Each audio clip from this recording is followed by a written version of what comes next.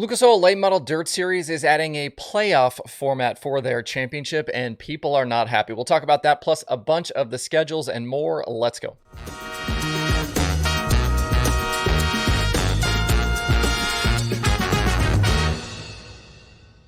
It's Friday, December 9th. I'm Justin Fiedler. This is Dirt Tracker Daily. It's been a bit of a wild 24 hours around PRI. I ran my mouth yesterday about breaking news being less of a thing, and it kind of got crazy afterwards.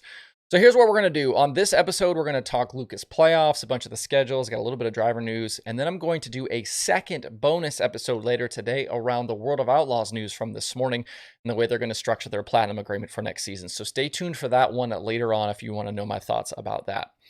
All right, I kind of figured today's show would be all about the schedules. We got to see maybe a few other scattered news bits, and then Lucas decided to go and set the dirt late model world completely on fire. We'd already seen their schedule a few weeks ago, but what got everyone buzzing was their championship format announcement. For 2023, they're adding more than $470,000 to their end of season point fund to bring it just north of $1 million total. That's great, everybody happy. But then they also announced they're going to a playoff-style system to crown their champion. Think like NASCAR, but even longer. So here's how it works. From the first race at Golden Isles on January 26th up until the Show Me 100 on May 27th, teams will be jockeying for a top 15 spot in the standings. That's the first cutoff, with those top 15 teams sharing 16 grand in bonus money. Then, between the Show Me 100 and the Diamond Nationals on July 15th, you need to get into the top 12. That's the second cutoff. Those 12 will again share an additional 16 grand in bonus money. We'll then cut down to 8 teams on August 26th at Port Royal, another 18,000 in bonus money split between them. And finally, Lucas will cut down to 4 in advance of the Dirt Track World Championship that is moving to Eldora. Those 4 teams will split 16 grand in bonus money. They'll have their points reset, and then all 4 will have an equal chance at the title at Eldora. So basically, whoever finishes in front of the other 3 will be the champion. And the champion will earn $200,000 from the $935,000 point fund, plus the additional 66 grand in bonus money for each round. That brings us to just a little over $1 million total. So there are the details. Now let's get into the reaction. It's just bad, all of it. The replies to the tweet are like 99% negative. The Facebook comments on the announcement are a complete cesspool, just bad. Which brings me to my first thought here. This change feels really tone deaf. I understand what they're trying to do, pump in some more cash, maybe draw some more quality teams, but this was never going to be viewed well by the fan base. The drivers are saying all of the right things. You saw comments from Hudson O'Neal and Tim McCready. They're saying how exciting it's going to be, and they're doing what they're supposed to be doing. But as expected, it's all being compared to NASCAR, which a lot of the dirt late model crowd has grown to hate. And I know that because I worked in NASCAR. I and a lot of people could have told them this before they went this direction. And someone texted me after the announcement yesterday and said, dirt racing is just NASCAR, but 20 years ago. And they aren't far off in a lot of instances. My other thought here, though, is there is definitely a lot of bluster and angry people on social media, but will it actually affect anyone's behavior? Probably not. Even though there's all of this hate on social media, nobody really cares about dirt late model championships anyway. I literally sell a t-shirt about it for that reason. So why the hell does anyone care if Lucas goes to a playoff format? As I've been told multiple times by a lot of people, the big money races are the only thing that matter in dirt late model racing. So feel free to leave your thoughts on the Lucas Big River Steel chase for the championship in the comments below. And that's one other criticism. We couldn't find something other than chase for the championship.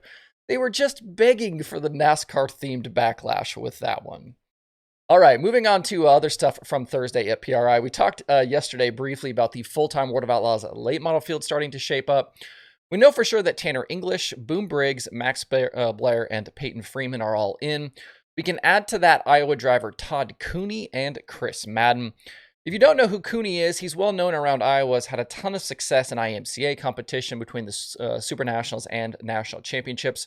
According to my guy Troy, he's got 2 brand new Longhorn by Wells chassis and 4 engines ready to go for the season.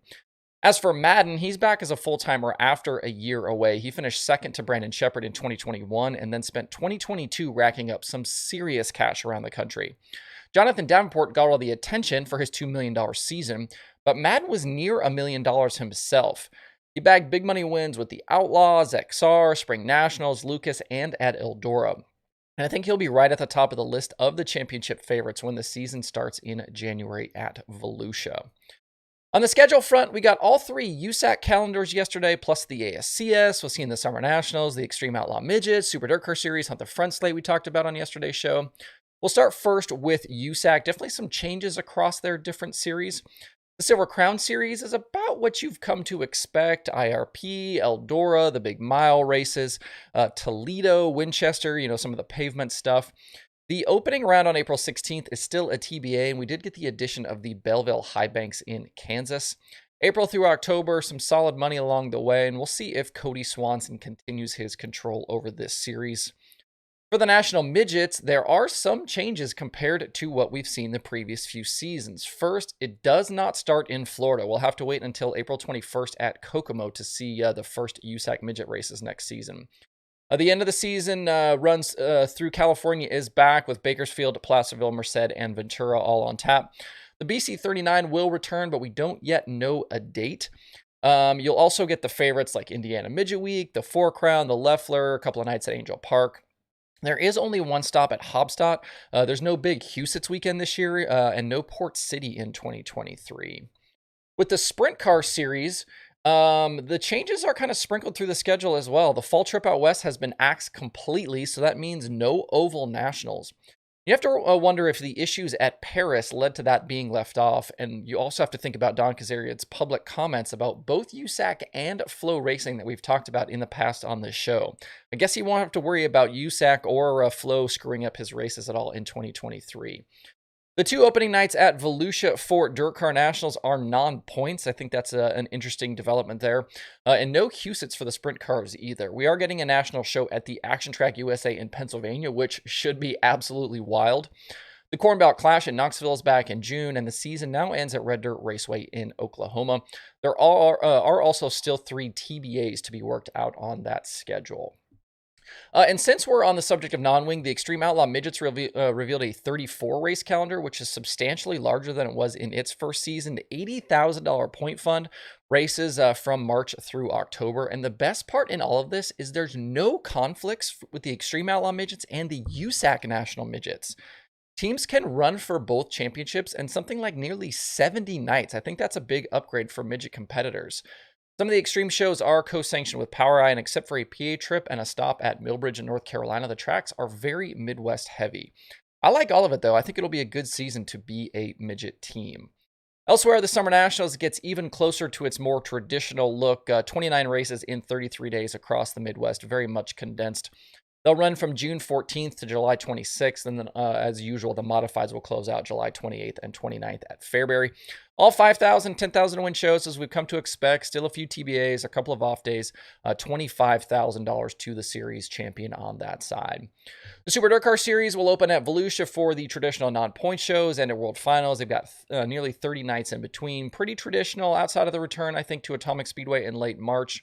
But all of the other tracks you'd expect here, including Super Dirt Week at Oswego, $50,000 to win that one. According to the release, there could be another race or two added here as well. Year 2 of the ASCS under Terry Maddox has 48 race nights from March 17th through October 28th. Season will open at Devil's Bowl, close at Lake Ozark. Maddox stuck again with that more condensed version of the series footprint as he did in 2022. I think that seemed to help the teams with some of the travel costs. Hopefully they'll have better luck in 2023 with the weather and the tires. Obviously, they had their schedule kind of decimated this season.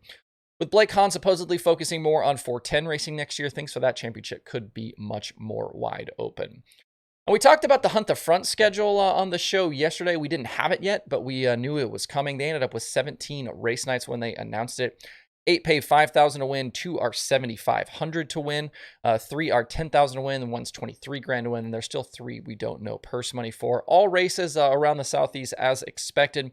Tracks in Florida, Mississippi, Georgia, Tennessee, and Alabama. We'll see what kind of field they can draw and where these shows will end up being streamed. I do think it's super lame, those people who commented that they're only starting this series so they'll have races to win and run well at. Just super trolling, flat incorrect. Joseph Joyner had 3 top 5s and 6 top 10s on the national level with XR. He had 3 Southern All-Star wins in 2022. He had good runs with the Spring and Southern Nationals, the Ironman Series, Comp Cams. I don't bring that crap into my comments. One other note for you before we close out this first episode today. Justin Cox will take the reins of the Bates Hamilton 42X next season out in California. Gary Thomas says they will focus on the 24-race NARC schedule, plus add in shows with the Sprint Car Challenge Tour and at Placerville and Silver Dollar. There are a few items on the streaming schedule through the next couple of days. We've got some indoor action. There's Racing Down Under. The Lucas Banquet is being streamed, and more across Flow Racing, Speed Sport, Clay Per View, and others. To see the full daily streaming schedule with links to watch, visit dirttracker.com/watch tonight. That's it for this first show today. Make sure to hit that like button and subscribe. We'll be back in a little bit for round 2 today, discussing the World of Outlaws Sprint Car Series. If I don't see you back for that one, we'll be back on Monday for more Dirt Tracker Daily.